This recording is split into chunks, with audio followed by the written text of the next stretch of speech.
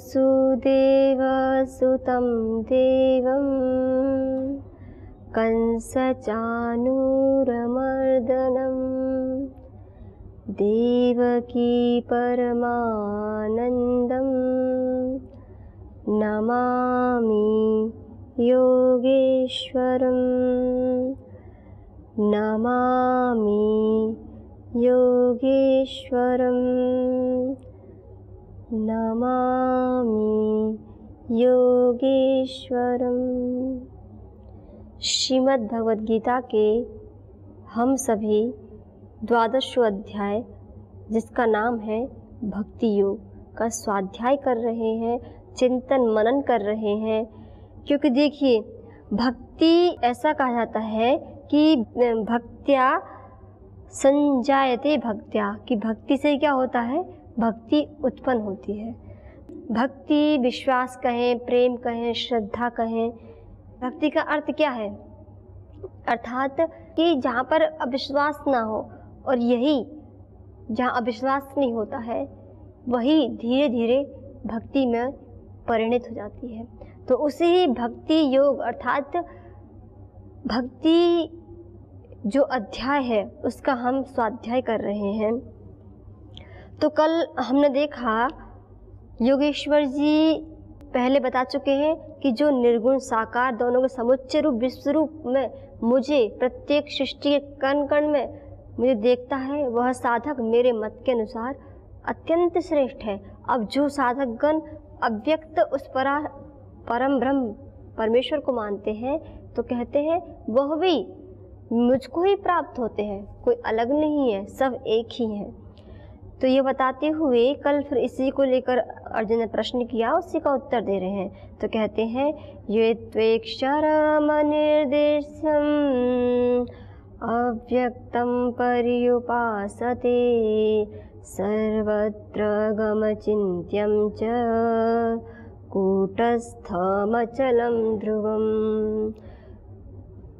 जो इन भावों से परम पिता परमात्मा की उपासना करते हैं, उपासना का अर्थ होता है सज्जनों कि उसके समीप बैठते हैं, उसका चिंतन मनन करते हैं। तो कहते हैं वह भक्त, यहाँ आगे बताएंगे और अगले श्लोक में, अभी तो इतना ही बताया कि ये जो रूप वाले ऐसे इन रूपों में जो मेरी विचार मनन करता है, तो हमें इसी रूप में हम देख रहे थे, हमने ईश्वर के देख लिया, ये तो अक्षरम अनिर्दिश्यम, इन दो पदों को हम देख चुके हैं। अब हम देख रहे हैं अव्यक्तम, इस पद को, अर्थात जो अव्यक्त जो पद है उसको देख रहे हैं कि वह परमपिता परमात्मा अव्यक्त कैसे है। तो हमने देखा था कि वह भले ही अव्यक्त है लेकिन समस्त जो सृजन का आधार है वही है, उसी की ही सारी ऊर्जा है। तो कहते हैं योगेश्वर जी कि देखो इस प्रकार से अगर कोई सज्जन मेरे को मानेगा तो कहते हैं वह भी परम पुरुषोत्तम उस परमेश्वर में ही विश्राम करेगा, वही उसको प्राप्त होगा। तो हमने फिर इसी को स्वाध्याय करते हुए ऐसा ही एक जो अव्यक्त, मतलब हम जो समस्त सृष्टि के पीछे वही एक परमपिता परमात्मा है, तो अव्यक्त रहते हुए कार्य कर रहा है। उसी के प्रसंग में हमने देखा कल कि जब महर्षि याज्ञवल्क्य जी से जब जनक जी प्रश्न करते हैं तो उसका उत्तर अंत में क्या आता है, तो उन्होंने उत्तर दिया था कि जहाँ जब कुछ नहीं होता है तो कहते हैं उस परम पिता परमात्मा की ज्योति से ही मनुष्य प्रकाश पाता है, फिर आगे अपनी जो यात्रा है वह आगे बढ़ाता है। तो इतना कल हमने विचार किया। तो आइए इसी स्वाध्याय को, योगेश्वर जी की इस दिव्य वाणी को, इन दिव्य सद्भावों को आगे बढ़ाते हैं और हम भी इनको आगे बढ़ाते हुए विचार चिंतन मनन करते हैं। तो हम इसका उपनिषद की जो ऋचा है, केनोपनिषद के प्रथम प्रश्न पर हम विचार कर रहे हैं। जब शिष्य देखता है, अपने शरीर को देखता है, तो उसे आश्चर्य होता है कि समस्त शरीर कैसे कार्य कर रहा है। तो वह प्रश्न कर बैठता है, केने ओम केने शितम पतति प्रशितम मनः केन प्राणः प्रथमः प्रैतियुक्तः केने शितां वाचमिमां वदन्ति चक्षुश्रोत्रं कौ देवो युनक्ति। तो जब ऐसा प्रश्न किया, इतने सारे प्रश्न एक साथ कर डाले शिष्य ने, तो जो गुरुदेव हैं वो भी बहुत ही सौम्यता से, बड़ी सरलता से उत्तर दे रहे हैं। तो कहते हैं श्रोत्रस्य श्रोत्रं मनसो मनो यद् वाचोह वाचं स प्राणस्य प्राणः चक्षुश्चक्षु अतिमुच्य धीरा प्रत्यस्मान् लोकात् अमृता भवन्ति।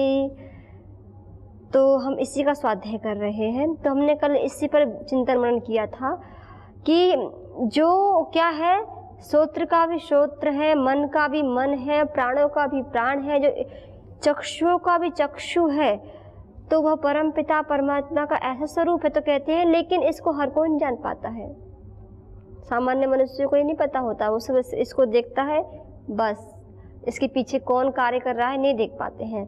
तो कहते हैं लेकिन जो धीर मनुष्य होते हैं ना, वह इसके इस विचार तक पहुंच पाते हैं। इतना बताया। फिर आगे यही जो हम देख रहे हैं कि अव्यक्त है, उसी विषय को आगे लेकर बता रहे हैं कि न तत्र चक्षु गच्छति न वाक् गच्छति नो मनो न विद्मो न विजानीमो यथै तद अनुशिष्यदन्यदेव तद विदितादधो अविदितादधि इति सुषुमधीराणाम ये नस्तत् व्याचक्षिरे। तो आगे ऋषि बताते हैं कि वहाँ न तो ये जो मतलब जो हमने अव्यक्त की विचार कर रहे हैं, अव्यक्त उस परम पिता परमेश्वर का हम मनन चिंतन कर रहे हैं कि जो अव्यक्त है उसको तक कैसे पहुंच जा सकता है, उस तक हम कैसे पहुँचे। तो कहते हैं देखो ना तो वहाँ न तत्र चक्षु गच्छति, ना तो इनमें इन जो हमें चक्षु स्थूल रूप से दिख रहे हैं इनमें सामर्थ्य नहीं है कि वे वहाँ जा सके, अर्थात उसका अनुभव कर सके। तो न वाक् गच्छति न मनो न विद्मो, न तो वहाँ पर वाणी जा सकती है और न यहाँ बुद्धि जा सकती है। और बताते कि यहाँ पर तो ये सब तो साधन तो हैं साधक के, ये सत्य है, साधक के जीवन के बहुत बड़े साधन है, लेकिन कहते हैं कि वहाँ पर ये नहीं पहुँच पाते हैं।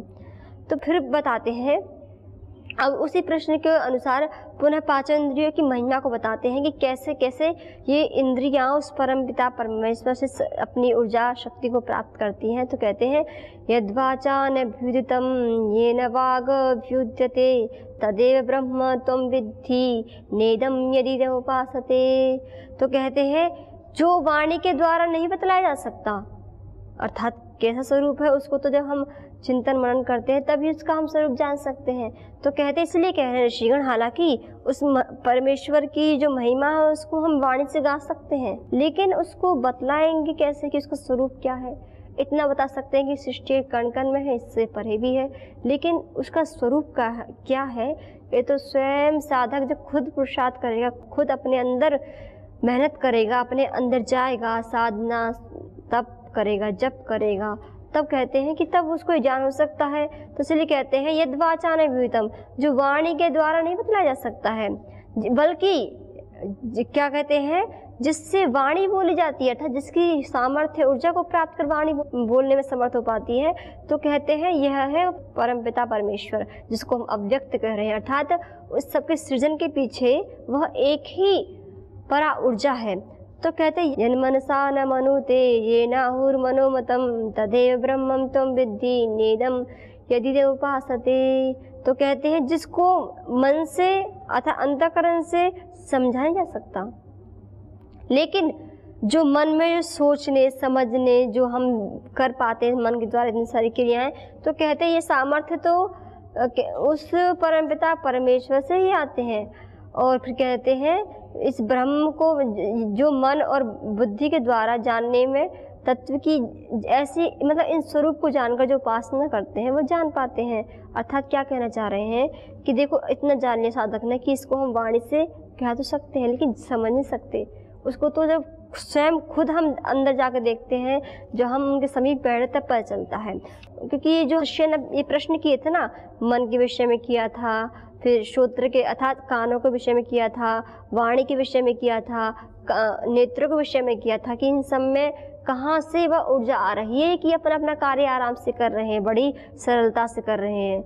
और कोई तो ऐसे मनुष्य ही होते हैं संसार में जिनके पास ये सामर्थ्य नहीं होता है, अर्थात किसी के पास वाणी कोई बोल नहीं पाता है, कोई देख नहीं पाता है, कोई सुन नहीं पाता है, तो ये कैसे हो पाता है? तो इसके पीछे एक ही कारण है, वह कारण है कि उनके पास उस परम पिता परमेश्वर ने वह सामर्थ्य उनको प्रदान नहीं किया।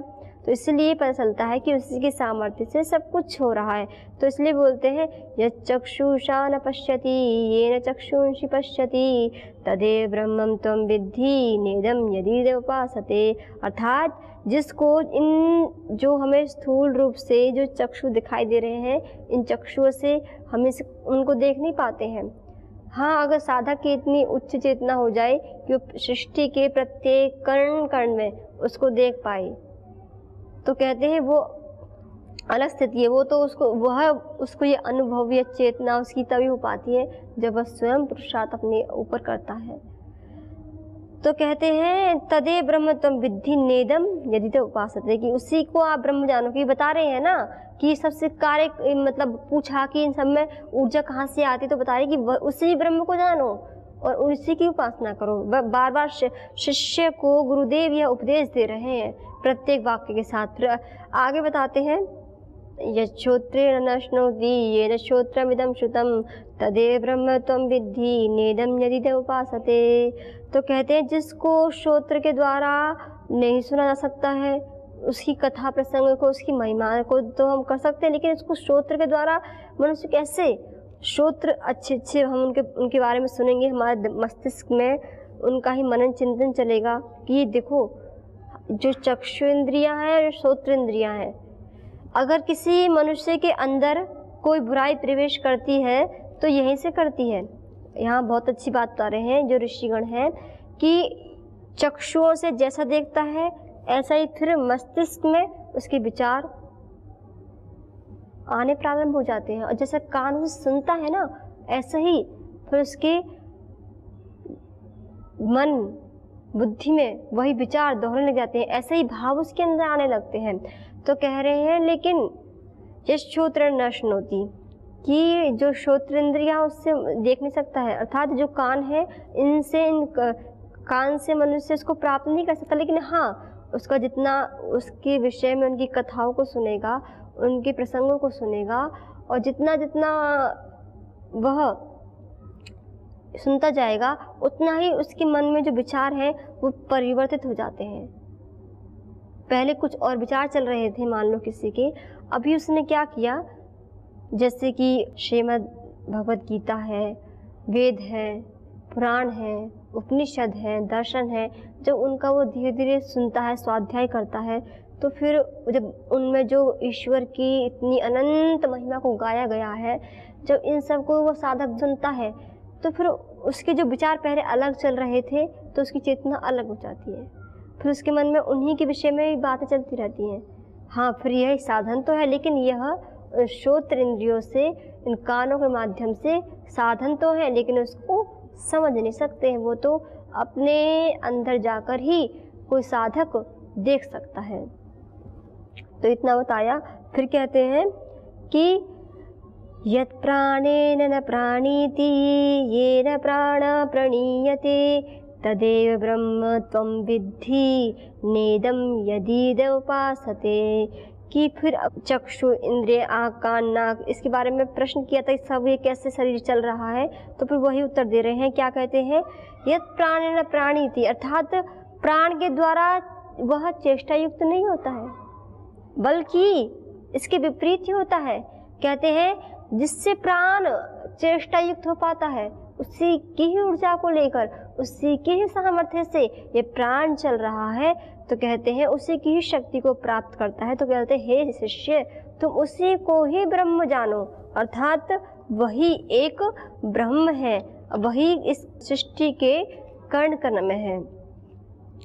तो कहते हैं कि उसको प्राप्त करने के लिए मनुष्य को क्या चाहिए, तो यही बताना चाह रहे हैं कि उसका ही निरंतर चिंतन मनन करें। तो एक बहुत ही अच्छा प्रसंग भी आता है, ये आता है श्वेतर उपनिषद में। वहाँ भी बताया गया है कि महर्षि याज्ञवल्क्य जी से जब जनक जी प्रश्न करते हैं तो उसका बहुत अच्छा उत्तर, अंत में प्रश्न करते करते करते वो उस बात तक पहुँच जाते हैं कि जहाँ कुछ नहीं होता है वहाँ आत्मज्योति होती है। तो उसी को उपनिषदकार ने भी बहुत ही सुंदर शब्दों के माध्यम से बताया है। वहाँ उपनिषदकार बता रहे हैं कि देखो न तत्र सूर्यो भाति न चंद्र तारकं नेमा विद्युतो भान्ति कुतोऽयमग्नि तमेव भान्तम् अनुभाति सर्वं तस्य भासा सर्वमिदं विभाति। तो हम अव्यक्त उस परम पिता परमेश्वर के रूप के विषय में चिंतन मनन कर रहे हैं और देख रहे हैं कि उन्हीं की ही समस्त ऊर्जा शक्ति सामर्थ्य सब इस सृजन के पीछे, जहाँ हम इस अपने पिंड को देखें या ब्रह्मांड को देखें, सब में उसी की ही एक ऊर्जा हमें महसूस हो रही है। तो उसी ऊर्जा को हम महसूस करते हुए तो ऋषिगण यहाँ पर लिखते हैं कि न तत्र सूर्यो भाति, वहाँ न तो सूर्य प्रकाश फैलाता है, कहाँ, उस परम पिता परमात्मा को देखने के लिए वहाँ उसका प्रकाश कार्य नहीं करता है। न तत्र सूर्य भाति न चंद्र तारकम, न चंद्रमा, और जिसने इतना विशाल तारागण समूह है वो भी नहीं कर पाते हैं। और इमा और जो बिजलियाँ इतनी तेज चमकती हैं उनमें भी इतना सामर्थ्य नहीं है कि वह उसको प्रकाशित कर सके। अर्थात कोई सोचे इतना ये विशाल जो सूर्य है, चंद्रमा है, ये उस परमपिता परमात्मा को दिखा दे, तो ऐसे बोलते इनमें सामर्थ्य नहीं है। नेमा विद्युत भाति कुतोऽयम् अग्नि, तो बोलते जब ये इतने बड़े बड़े विशाल जो ये नहीं हो पाते तो ये अग्नि तो क्या करेगी, अर्थात अग्नि भी नहीं कर पाती है। तो फिर ऋषि बहुत अच्छा उत्तर दे रहे हैं और उत्तर देते हुए बहुत अच्छी एक बात बता रहे हैं कि तमेव भान्तम अनुभाति सर्वम, लेकिन उसको ये प्रकाशित नहीं कर पाते हैं। यह तो स्वयं साधक को अपने अंतःकरण में ही करना होता है। लेकिन कहते हैं कि एक बात याद रखें हम, क्या वो बता रहे हैं तमेव भान्तम अनुभाति सर्वम, कि उसके प्रकाशित होने पर ही, उसी के प्रकाश से अनुभाति सर्वम, ये सारा का सारा जगत जो हमको अपने इन चक्षु से दिखाई दे रहा है, अपने जो हम अपने शरीर को देख रहे हैं, सारा क्रियान्वित हो रहा है। तो जो आश्चर्यजनक जो सारा संसार है, तो कहते हैं वहाँ पर ऋषिगण कि तमेव भान्तम अनुभाति सर्वम, अर्थात उसी से प्रकाशित होकर, उसी की ऊर्जा से ये सारी की सारी सृष्टि है, ये अनुभाति हो रही है, अर्थात दीप्त हो रही है, देदीप्यमान हो रही है। यह जो हमें शरीर दिखाई दे रहा है, जो चल रहा है, ये उसी की ऊर्जा से चल रहा है। तस्य भासा सर्वमिदं विभाति, अर्थात उसके बाद बताते हैं कि उसके प्रकाश से संपूर्ण जगत प्रकाशित हो रहा है। वास्तव में ऋषिगण कितनी अच्छी बातें बता रहे हैं कि जैसा कि हमने देखा था केनो उपनिषद के जो प्रथम प्रश्न था, उसमें जब शिष्य संशय करता है, शंका करता है, पूछता है कि इन सब के पीछे कौन है, तो बताते हैं ऋषिगण वही एक है, और उसी को यहाँ पर प्रो दिया है। और देखिए आगे और देखते हैं श्वेता उपनिषद के ही इस उपनिषद में, तो कहते हैं एको देव सर्वभूतेषु गूढ़ः सर्वव्यापी सर्वभूतान्तरात्मा कर्माध्यक्ष सर्वभूताधिवास साक्षी चेता केवलो निर्गुणश्च। तो जैसा कि हम देख रहे हैं कि परमपिता परमात्मा के इस अव्यक्त स्वरूप की विचार कर रहे हैं, मनन चिंतन कर रहे हैं, स्वाध्याय कर रहे हैं, तो उसी में ऋषिगण बताते हैं कि एको देवः सर्वभूतेषु गूढ़ः। जैसा कि अभी हम ये स्वाध्याय करके आए, तो उसी का और विस्तार इस उपनिषद मंत्र के द्वारा ऋषिगण कर रहे हैं।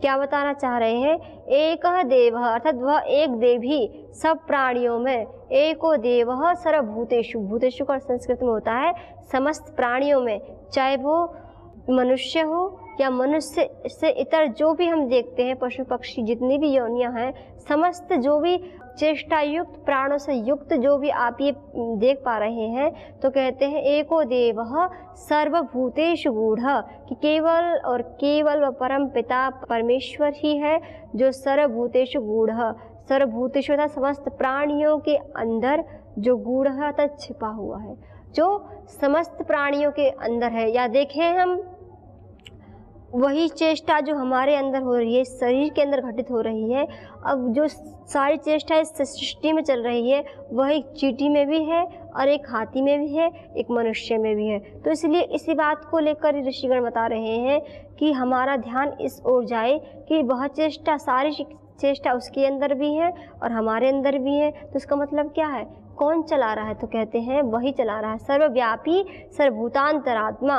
वह सर्वव्यापी समस्त प्राणियों का अंतर्यात्मी परमात्मा क्या बता रहे हैं कि वही एक है। और कर्माध्यक्ष सर्वभूतादि बताते हैं कि अब इतना ही नहीं है, अब ऋषिगण इससे भी आगे बात को लेके जा रहे हैं कि वह क्या है? कर्माध्यक्ष, सबके कर्मों का अधिष्ठाता।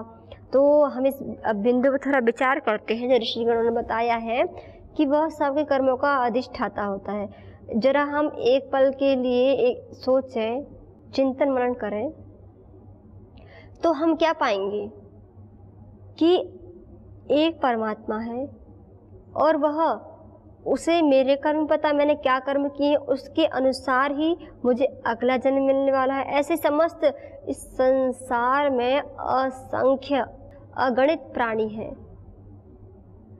और एक वह परमपिता परमात्मा है जो समस्त सृष्टि के कण कण में रचा बसा है। तो कहते हैं कि वह ऋषिगण यहाँ आश्चर्य दिखाते हैं कि जब उसकी महिमा गा रहे हैं ना, तो बता रहे हैं कि देखो ये आश्चर्य की बात नहीं है क्या कि एक परमात्मा है और सबके एक जैसा, एक हम जो कर्म करते हैं वो कर्म इधर से उधर बिल्कुल नहीं होता है, जैसा हम कर्म करते हैं उसका फल मिलता ही मिलता है।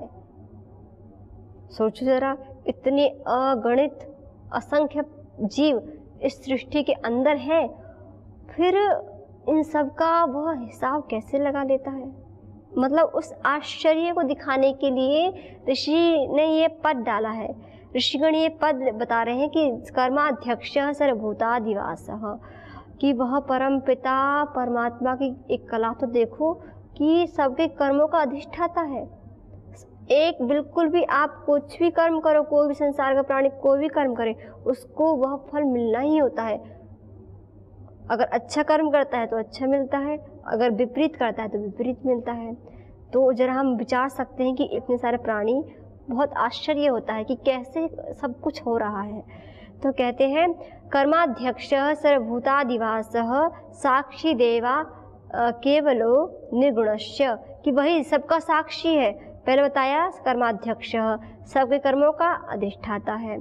देखो यहाँ बहुत अच्छी बात बताई है। अगर व्यक्ति को यही पता चल जाए ना कि प्रत्येक क्षण परमपिता परमात्मा उनके कर्मों का निरीक्षण कर रहे हैं, तो कोई भी व्यक्ति न करने योग्य कर्म को तो कभी भी नहीं कर सकता।